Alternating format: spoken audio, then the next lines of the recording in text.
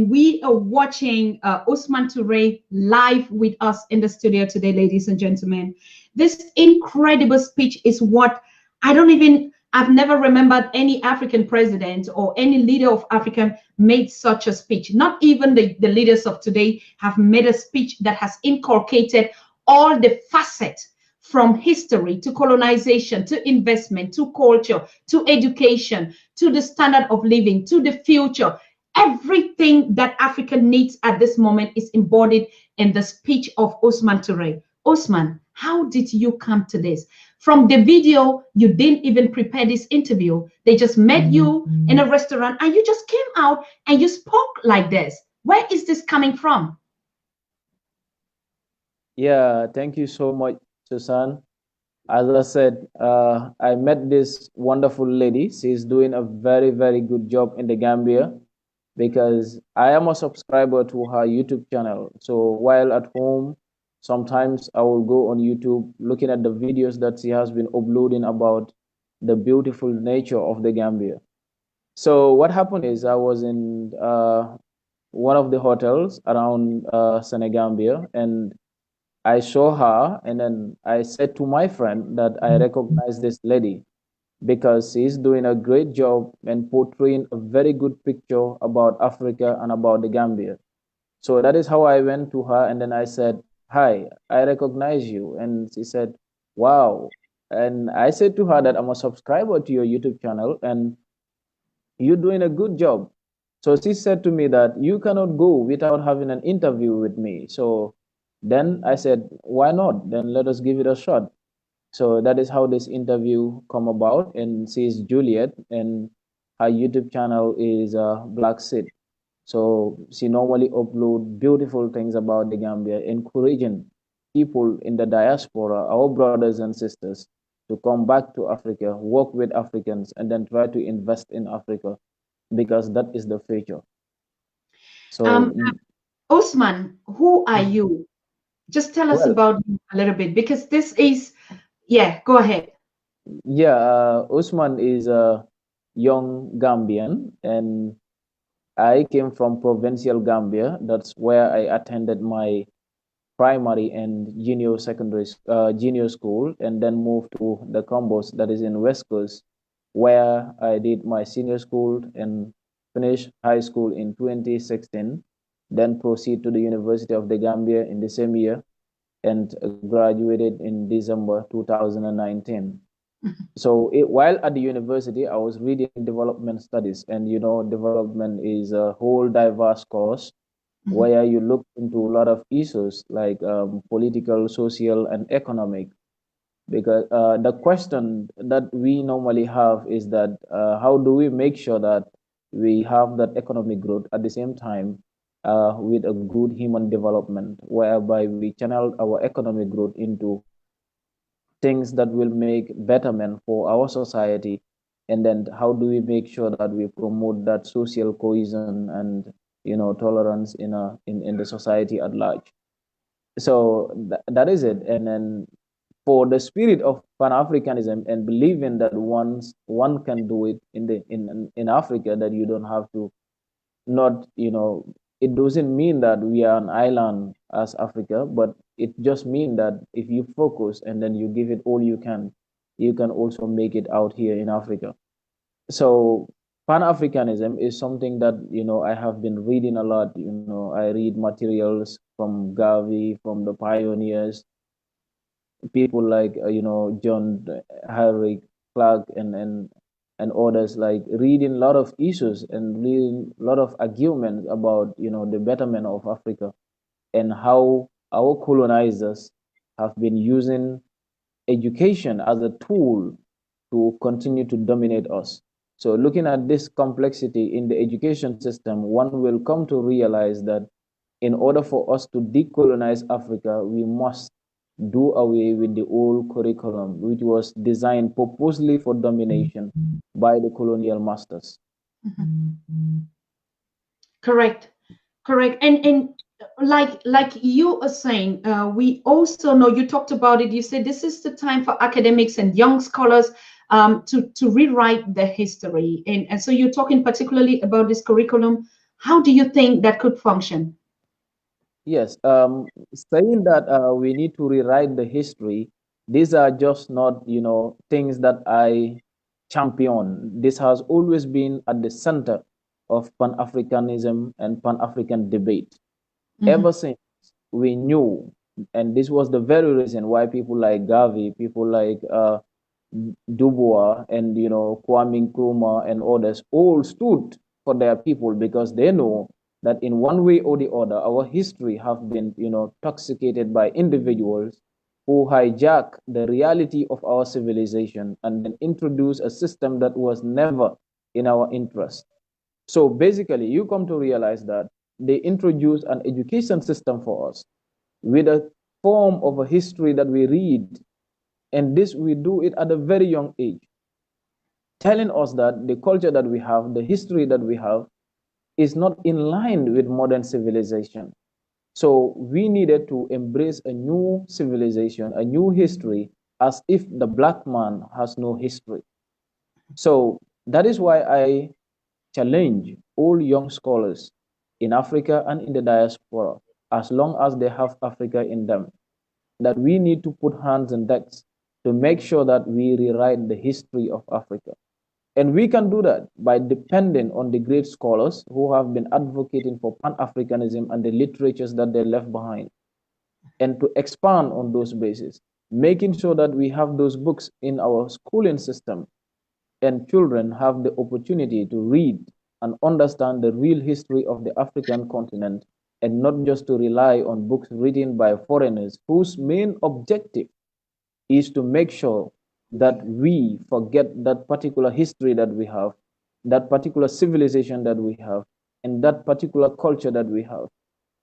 And that was exactly one of the reasons why I mentioned that quote by Lord Macaulay, because in his address to the British Parliament, he made it categorically clear that Africa is a rich continent, that Africa has a history, it has a culture, and there are good people that that in order for the Western world to dominate this society, they need to overthrow our very backbone, and that is our education system. And that is 1835. You come to realize that from 1835, they had this in the British Parliament as an agenda to overthrow our very backbone, which is the culture of the African, the history of the African, the education system that an African child was given at the time. And if all these issues have been erased from the African continent, then the white will have the opportunity to dominate Africa forever. And that is how they introduce their education system to us. Now that you travel across Africa, you come to realize that people at my age can have the same opportunity to go to school, spend 12 years in school, and yet will not have a single skill. They cannot create job, and they will not be able to earn job. All what we can do is to wait for a government to do something on our own or for us. It doesn't work like that. The education system should be programmed in a way that it makes people job creators and not job seekers. That is exactly what I'm trying to say. That we need to understand the history of the continent, we need to understand the history of the African, and we need to revisit our education system to make it fit for purpose. And that is an education system that will be able to answer fundamental questions on societal problems and coming out with solutions to some of those issues. When you look at the young people today, I mean, we're talking about on the continent, and you see the outgoing, like they flee the continent, and most of them dying in the Mediterranean, like you see. What do you see? It's not just even the impact, like you said, the symptoms of this educational system that has made us to depend on jobs, and so they have to go out of the continent in seeking for greener pastures. What is that for the continent? That's the loss. Yes, and we need to understand that Africa is very rich, and this is exactly what Nkrumah said in 1963 at Addis Ababa. that Africa as a continent is rich, but its people are poor. And why is that? Because there is a system that is programmed to exploit these resources at the expense of the very people who live within this continent. Now, looking at the African youth moving to the West through the Mediterranean Sea, others using many other forms, you come to realize that that is happening because the education system, one that we have in place, and the mainstream media, the way in which the West is portrayed in Africa. Because that is why I said us as youths have a responsibility. And in order for us to know about Africa, we must not learn Africa from the mainstream media. Correct. The way they portray the images in Africa is biased, and the way they portray the images in the West is not true. They will never show you the millions of people that are homeless in the West. They don't have interest in that.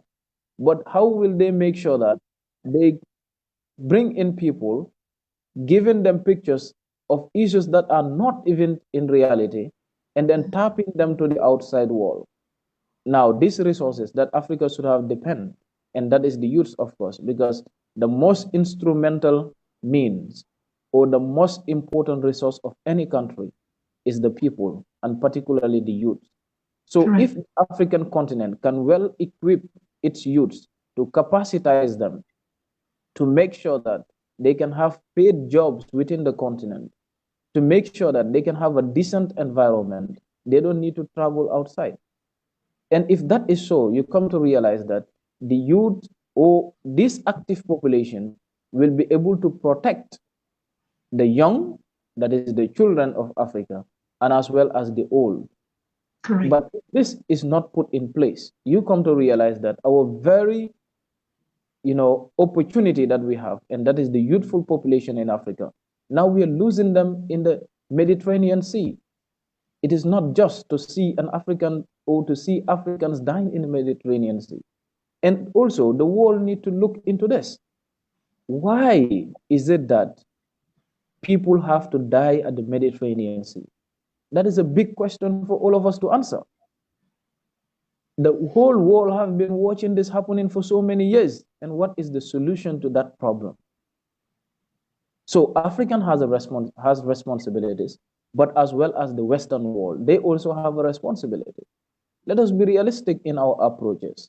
People are not dying just because boats are capsizing, but there are so many issues that are associated with it. So the first thing that we need to do as African is building the connection that we want. This continent have to understand that we have to stay focused, we have to stay connected, work together as Africans, and to understand that the development of this continent lies in the hands of the Africans and not in the hands of foreigners. Wow. You talked about investing in Africa. The money has to stay on the continent, and we see that money can either be in form of resources, it can also be in form of the brain drain, that the young people relocating from the continent is already a GPD, is already a source of income for the continent, and then talk less of the death in the Mediterranean Ocean. And yes, do you think that how do I want to put it? Do you think that it is because of the ignorance? Because I realized that you were even given a scholarship to study out of Africa, and you said no, you wanted to study or to study the Rwanda model. What does the Rwanda model signify to you? Yeah. Now looking at this, I had option, that is to choose to study in the United States, Canada, or in London. So I toned it down because what I saw and what I really want is not in those countries. What I want is in Rwanda. And that is a transformation that is going on. What Africa needs now is a transformation. Mm-hmm. My degree will not benefit me if I did it in Canada. No. What I want to see, because academics is not just in the classroom. Academics is about the society as well in which you evolve from, because that is what intellectuality entails. You must be able to critically understand the society in which you are, your environment, and how to critically understand the solution to those societal problems. Looking at what is going on in Rwanda, they had a genocide. They recovered from the genocide. I mean, like they were able to establish justice commission. They were able to establish the rule of law. They were able to establish a good administration and then design a model of development. That is a miracle because the Western world never predicted such. So what I'm trying to say here is that when we look into places like Rwanda, we understand a transformation that is ongoing. And that transformation is what I need in the Gambia. The same transformation is what people need in Senegal. The same transformation is what people need in Sierra Leone. The same transformation is what people need in Liberia. So that is exactly what we're trying to say, that Africa need an African model. And for us to have an African model, we must not just be borrowing from Eurocentric models or American models. No, we have to look into what is working on in African countries because the realities are similar. If you go to Rwanda today, you see the same people as if you walk into the Gambia. So that is exactly what I'm trying to say, that we need to understand the continent. We need to travel across the continent. Our education system has to be in line to make sure that we have that quality education, that free flow of ideas from one country to another within the African continent to make sure that we can have that African agenda, and then we push it to 2063 as they have it in the documents.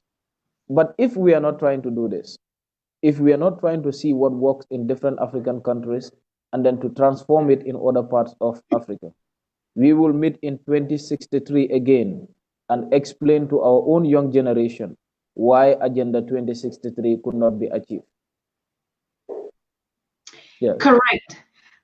You talked about the negative images of Africa in the West, and exactly that's what we're experiencing. Like it was designed that the educational system and the curriculum taught Africans only to graduate and go back to the systems that brought the education. For instance, I remember most of us, we've never done African history on the curriculum, like you're saying. If we did slavery, colonization, and talked about all these leaders in historical facts and even the empires that Africa had built, that would have helped a lot. But we spent time studying European history, fishing in Norway, all these kind of things that are not found on the continent. Now, today, do you have share this impression that even an African child that studies in Africa is ignorant about the continent? We're talking even about the resources. Exactly. This is exactly what is going on. That you see somebody that will be studying in Africa and still be ignorant about the African society. And that is what we need to, overthrow. We cannot continue to live like that. And those are some of the reasons why you see them, or why you see individuals leaving the continent to the outside world, because that is what they taught them. You're not teaching them to understand their societies. They're not teaching Africans to understand the real African problem and how to think about solution to those problems. But then, how do you, if somebody is learning about the Western culture, learning about, in fact, there's a whole of an argument about whether this culture even exists. So, but then you come to realize that that is the brain drain. They're doing it at a very, very young age, whereby people don't even have the opportunity to know about themselves. And this is exactly what John Henry Clark said, that if you want to control a people, you must control what they think about themselves, how they regard their culture and history. If your conqueror makes you ashamed of your culture and history, he needs no prison walls or chains to hold you, because you already programmed in a system. where you don't even understand your own society. So that is what we need to defeat. That is what we need to do as young scholars, making sure that this curriculum that we have is tailored in a way that it is going to benefit the African continent. It is going to benefit the African child. And this, I mean, both the ones in Africa and those in the diaspora, because this affects us all. In the Western world, the same thing. An individual being an African descent and yet don't know about the African history because that history is hijacked. So we have a chance as young Africans today. We got the information, it is out there. We know the way in which they've been portraying the Western world, and the reality of this is not true. So therefore, we need to embrace what we own and then design and set a pattern for our own development as Africans, and therefore we move the African agenda ahead. Correct, particularly on this subject of images and education. It is so how do I say, malicious, because this political system has been, this Eurocentric system has made it in such a way that they give Africa the Western image as the paradise on earth.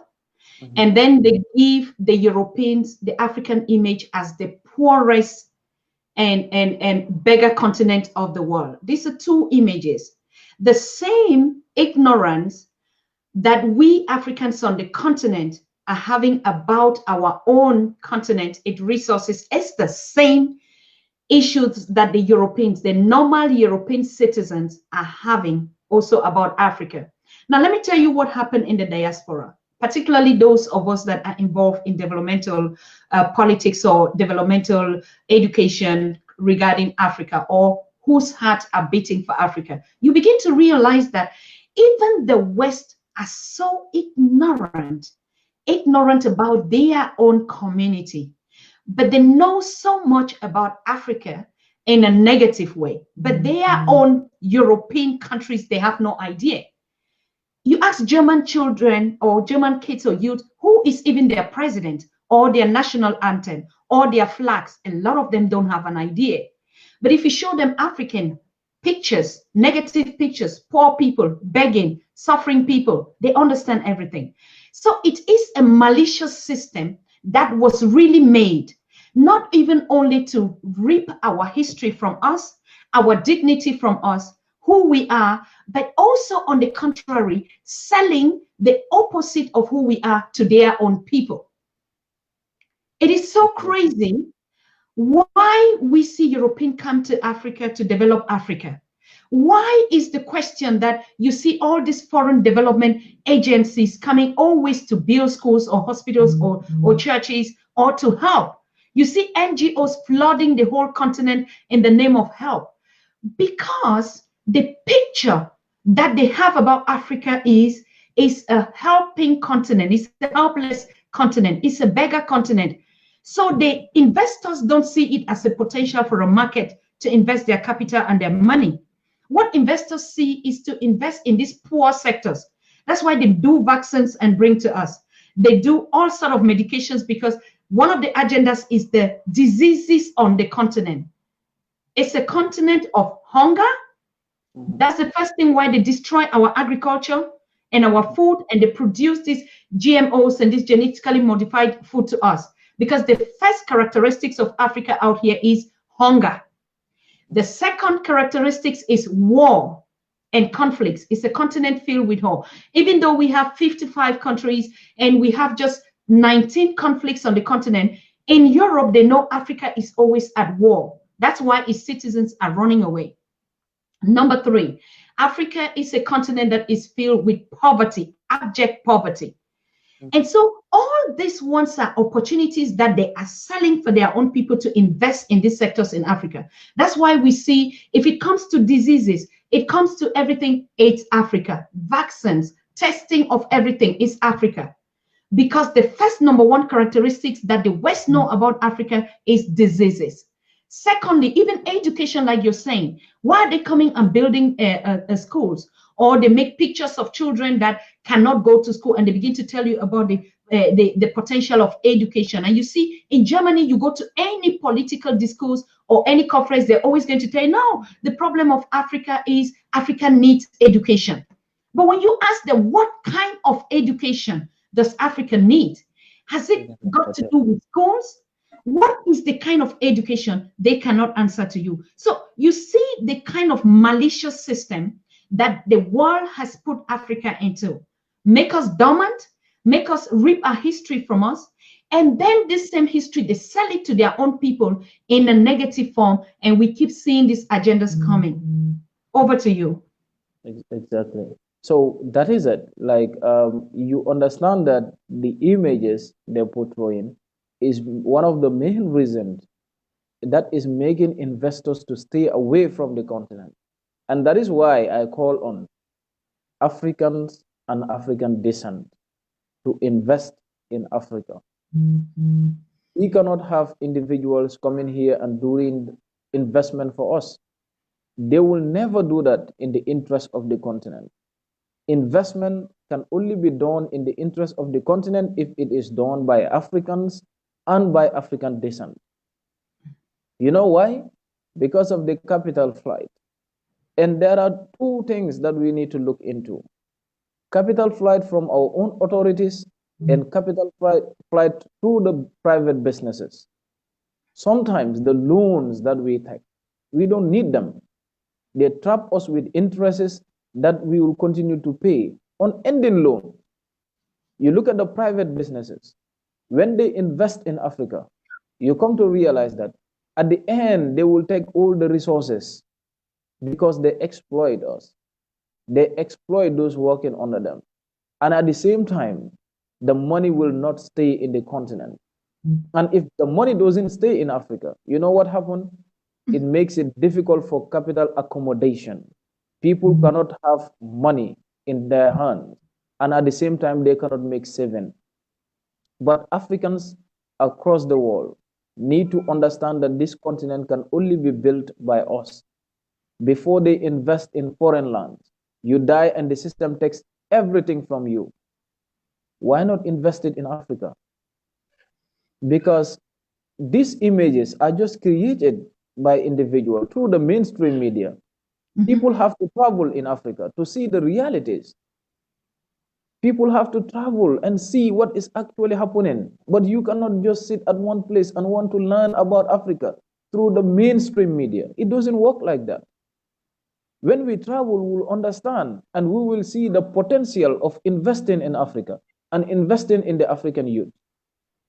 And then you also come to realize that we have a big role to play in a sense that when we look into the whole system within the African continent, you will come to realize that we need to invest in skills and also in decent and paid jobs, whereby African youths no longer have to be hungry of going to the Western world, because some of them are still trapped in camps. And that was not the reason why they left the continent. So those are the issues that we need to look into to make sure that we equip the African youth with the quality of education, to free them from the brain drain, and then to make sure that they have a decent and skillful works where they can earn their living within the African continent. And we can do this. We just need to work together and to bridge the disconnection that is going on in Africa. After this video of mine went viral, I received calls from all over Africa. And then sometimes when people speak native languages in Africa, I even ask them, what language is this? Are you saying that I don't understand the language, but I don't even know the name of the language itself? And that is happening due to the disconnection. That if I live in the Gambia, I have nothing to do with somebody living in Kenya. I have nothing to do with somebody living in Somalia. I have nothing to do with somebody living in Liberia. That is the disconnection that we need to fight as African youth. Creating networks where we can easily meet, having platforms where we can easily interact, to make sure that our ideas within this continent is well understood by people living in the continent. And that is, we need to look into globalization in general. Before, we were talking about fighting colonialism. At some point, African leaders met in Addis Ababa and talked about neo-colonialism, imperialism. But do we understand what globalization today is doing to the African continent? So you come to realize that sometimes we just embrace ideologies where we have no clue about. Correct. Let us look into it. Today, they brought to us in the central debate at everywhere in the world, at the United Nations, EU, everywhere, they're talking about globalization, globalization. But what are we globalizing? Should our brothers and sisters die in the Mediterranean Sea if globalization is a reality? If we have international laws protecting migrants all over the world, do we need to have our brothers and sisters in refugee camps? That is not true. So they need to explain to us, what are we globalizing? I understand it in different phases. That is in ideas, in the market structure, and in the cultural side. If we want to globalize ideas, we want to have a global market where goods and services can be, trade. We want to have globalization that is in culture and etc. This is not true, and it is not in the interest of the African continent. And I am ready to stand anywhere and defend this argument that Africa is not benefiting from the globalization of ideas. What are we taking from the West, and how does that match with our realities as a continent? Let us look into the policies that we have been embracing since the end of the Second World War. After the formation of the Bretton Woods institutions, with all the promises that they told us, with all the policies that we have been embracing, starting with the structural adjustment plan, what does African countries benefit from this?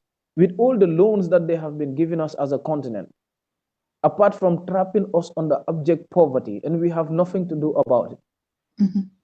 Let us look into the market that they're telling us.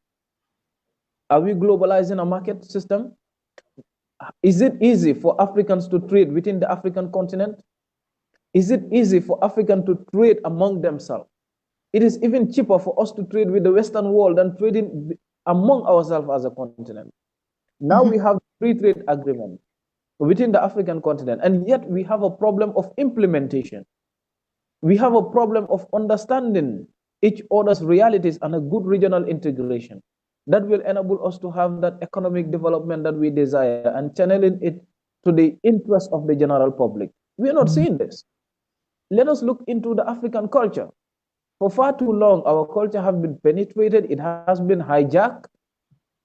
They don't want to embrace it. They don't want us to know about it. Instead, we're just getting the Western culture, taking it every day, valuing it more than the African culture itself.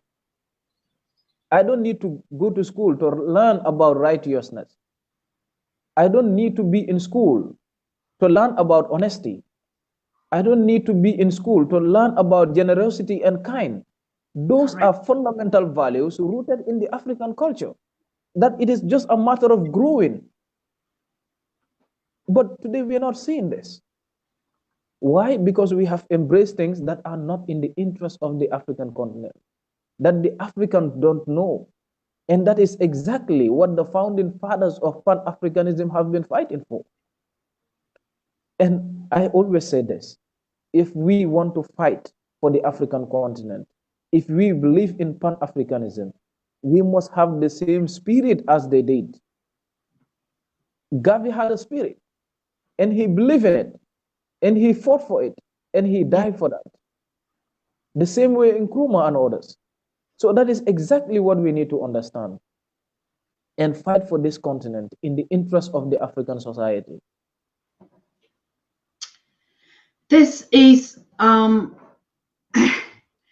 of us are Africa, and your ancestors are proud of you.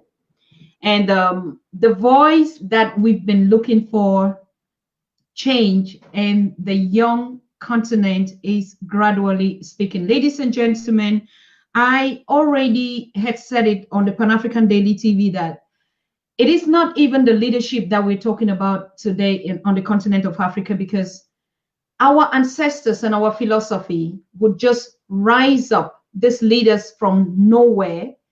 So most of the people we keep looking and saying these are leaders, they are not yet born. I want to open up the lines in the next couple of minutes when I give you, or when we take some other questions from you or listen to you on this topic.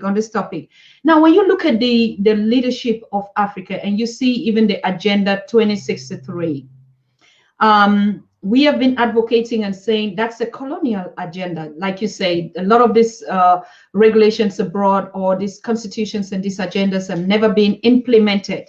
So we want to understand and come out with another alternative agenda for Africa, which is exactly what you're saying, the declaration of our forefathers and the founding fathers of Pan-Africanism.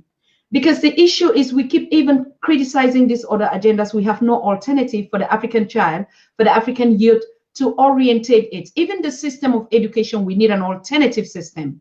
What is your take on that, Usman? Because like after our discussion, I said, the issue is not the mainstream media like we are operating. Just come here, you lecture to us, you mentor to us. But the issue is to get a permanent organization of all these leaderships that are talking, for us to revisit this declaration and this alternative.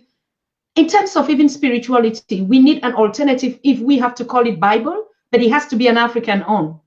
African education, African everything needs its own history, like you're saying. Do you see that like an alternative? Yes, we need to understand that as a continent and as a people, there are so many things that are happening and we need to rethink about them. Of course, we need to have a paradigm or a system or a rule that entails the African values and the African way of life. If it is a book, we should go for it. Why not revisit the Pan-African agenda? I mean, in its reality, going to look into the issues that have been advocated for by those Africans. Put everything in document and put it in papers and make sure that we transform this in all generations. Correct. We teach the child the values and the principle of Kroma. We teach the child the value and the principle of Gavi.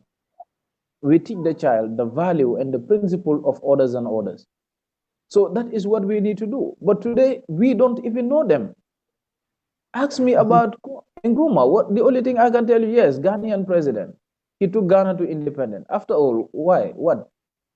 And he have been fighting for the African continent. You come to countries like the Gambia, we have our own individual who stood for this country, fought for the country, at the same time fought for the African continent. But today we don't know them. We don't even have them in our curriculum. We don't learn about them in school. So that is exactly what we need to change. In order for us to have a breed of new leadership, we must revisit the history of the continent by the pioneers and those that struggle for our liberation. Their ideas, their principles, we need to learn them. We need to understand them. But if we don't do that, we'll continue to have those comparators where you have a group of elites sponsored by outsiders, trained by outsiders, and then imposed on us by outsiders, and we will not have anything to do by it. That is why I said, if we all think that leadership is the problem of Africa, because that is what you hear every day. You speak with somebody, they will tell you, our problem in Africa is not all this. It is just the leadership style. Yes, I agree. Leadership is the problem today. But how do we change it? Do we change the leadership problem by traveling to the West and stay there? No, we don't. What we really need to do is understand that as a problem and then work on the solutions. And the solution to that is equipping the youths of this generation, making sure that they understand the real value of the African continent, making sure that they understand what the continent really needs to solve its own problem. And therefore, we can do a lot of things together. But without understanding this, we cannot. And we don't solve that leadership problem by staying in the West and insulting them every day. No, they will continue to live here. They will die, their sons and daughters will take over. Correct. So, in order for us to change it, the mindset has to change. We need to understand the African continent and we need to work as one another to make sure that we implement the African agenda in reality. Correct. I'll be opening the lines, ladies and gentlemen, for your questions and your impression. This is the greatest conversation amongst others that we are having here, solutions by Africans for Africans and by Africans. And as you can see, it's just the beginning. I told you, and I said it, and it's so amazing how we right now at 2,000 live viewers, and it's going to climb up to a massive number before tonight. Why am I particular about this issue, Usman? We already had this discussion, you and I, in the background, and saying that yes, we need these practical solutions, and the first thing that we are talking about is this education. And one thing that I want to congratulate you that you've been saying is that even us, the adult, don't even know the education to be able to teach. So it means we need to really go back to form this kind of academic structures and scholars that are only focused on the Pan-African philosophy, or the philosophy of Ubuntu, exactly like you said. We don't need to go to school to just learn kindness. We don't need to go in churches and synagogues for someone to tell us to be nice to ourselves or to love one another. We already have them deeply rooted in us.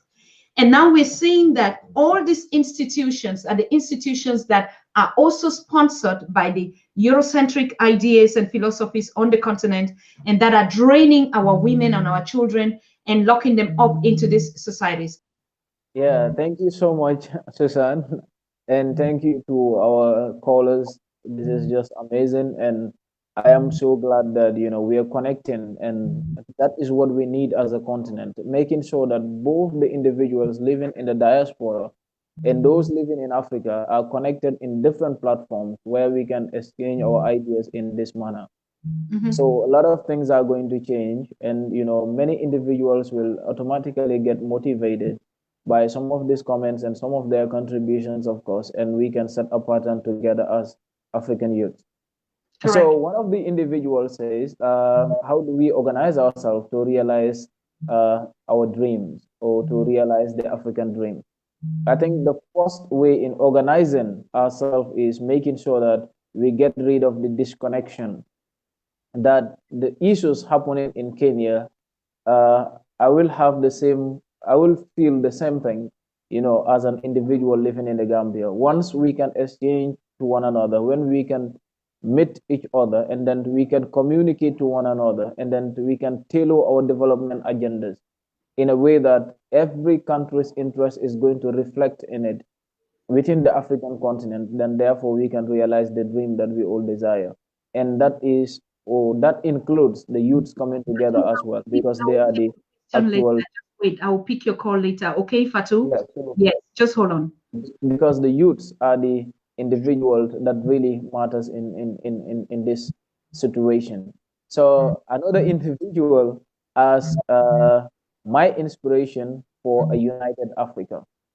So I have a belief that Africa will unite.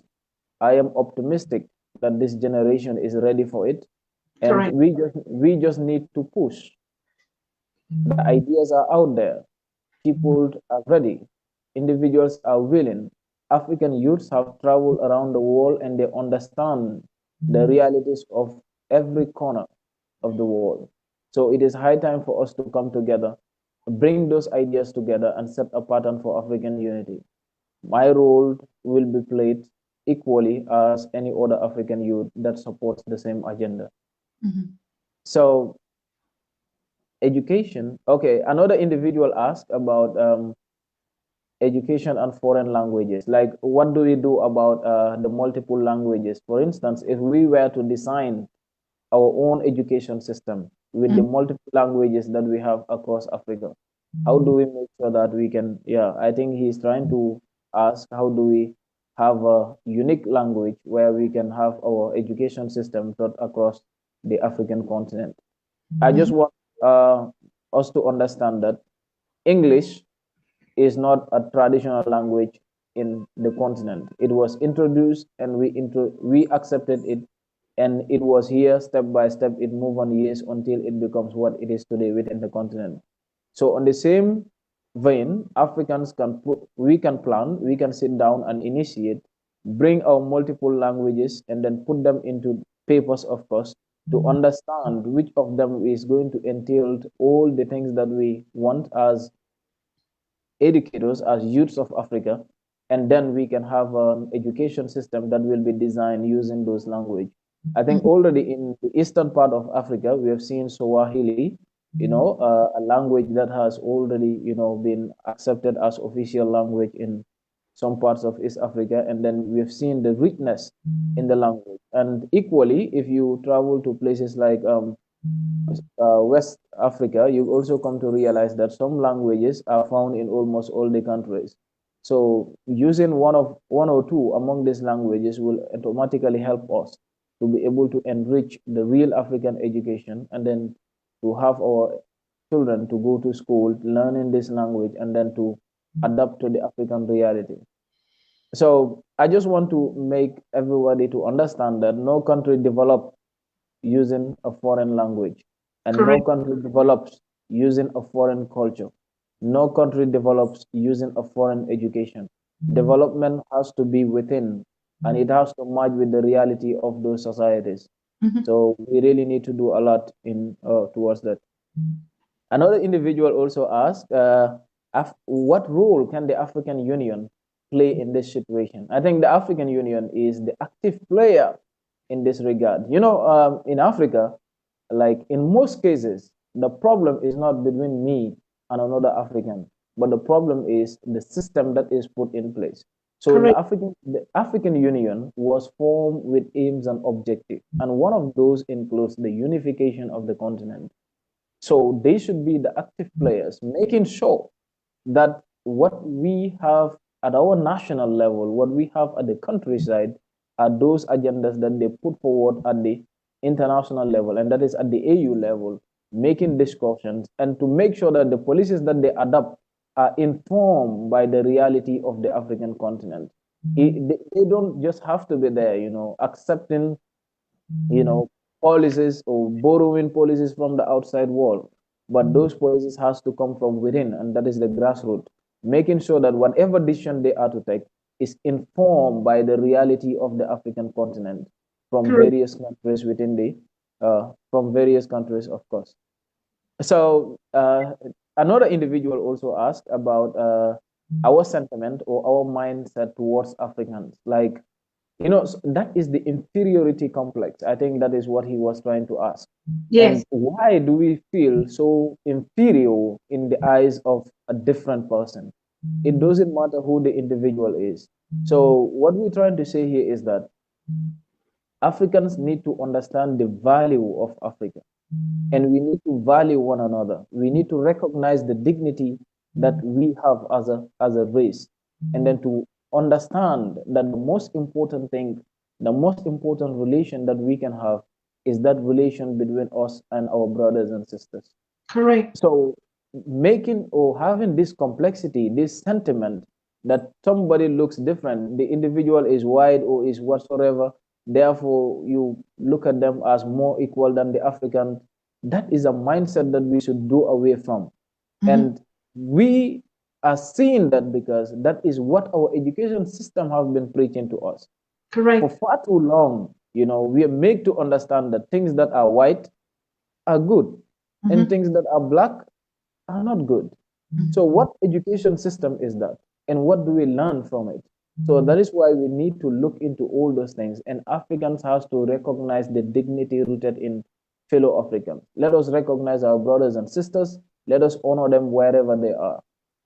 And as he said, even at the airports, various places you go, you find out that, we face the same problem, where an African will be treated differently with another individual.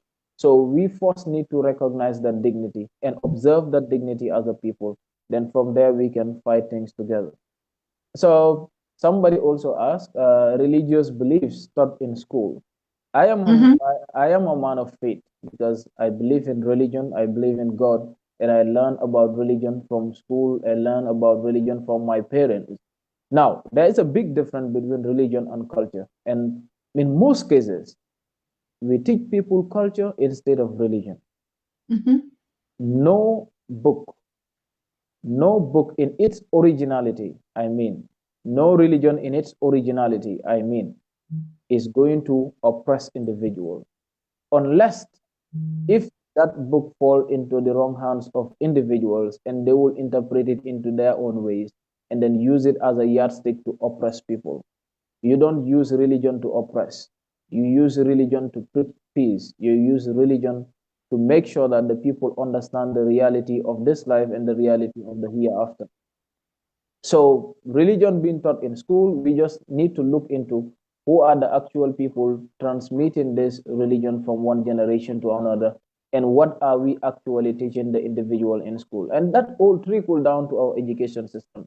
Africa had a belief, and we need to understand those beliefs. We need to make sure that in our education system, things that we teach a child is in the interest of the African continent, and it is within the realities of the African continent.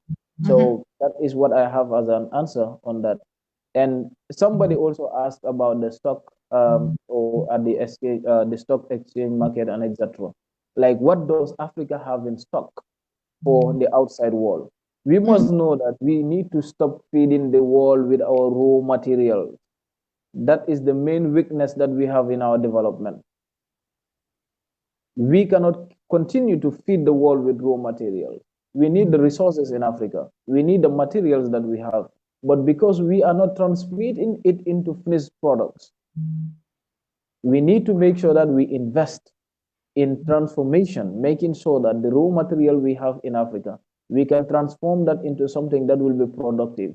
And it is the finished products that will be sent into the outside world.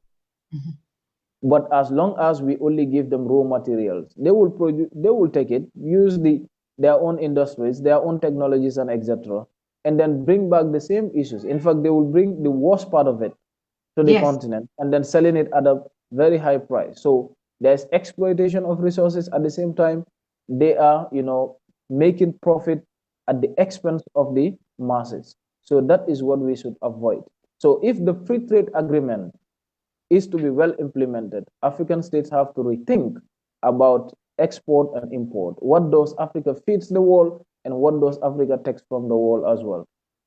So another question was, what will I do or to help individuals on bringing them on board, like calling on the youths and etc. about Pan-Africanism, about my role as an African and etc. Mm-hmm. So I think this is just the beginning of it. And then in the coming days, I'm looking forward to launching a movement within in the Gambia, and that will be spreading across the African continent, where we will talk about advocacy on the black, and then we will also talk about other issues within the African continent. And we'll also look into skill development, and also we'll also have skill centers within our own localities and etc., whereby people are going to receive quality education and have the opportunity to also develop other skills, because they may not find some of those issues in the formal schools and etc.